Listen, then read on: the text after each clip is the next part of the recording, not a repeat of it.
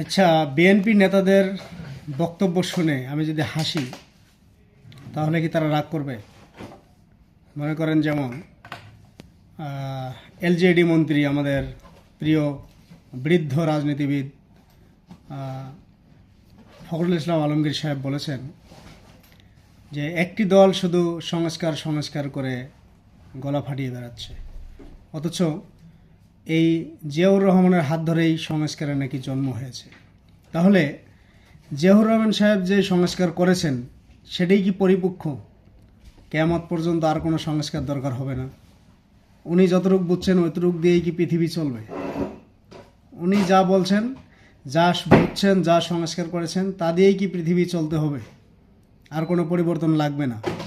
LJD মন্ত্রী সেটাই বুঝাইল। অন্যদিকে রেজভী সাহেব বলেছেন যে হাদিয়া বা এয়ানতের নামে মানুষ চাঁদাবাজি করে। যে ব্যক্তি কোনটা হাদিয়া আর কোনটা চাঁদাবাজি সেটাই না বুঝে, সেটাই বুঝতে পারে না, তাহলে সেই বেটারা কিভাবে দেশ চালাতে পারে? এরকম অপদার্থ মানুষদের দিয়ে দেশ পরিচালনা করা সম্ভব?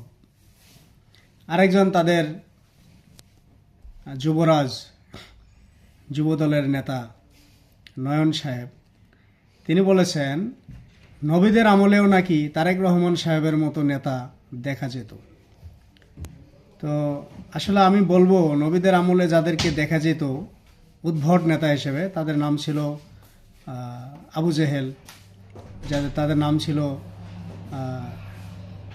আবু সুফিয়ান, যাদের নাম ছিল সাদ্দাত, যাদের নাম ছিল ফেরাউন, যাদের নাম ছিল নমরুদ, যাদের নাম ছিল কারুন।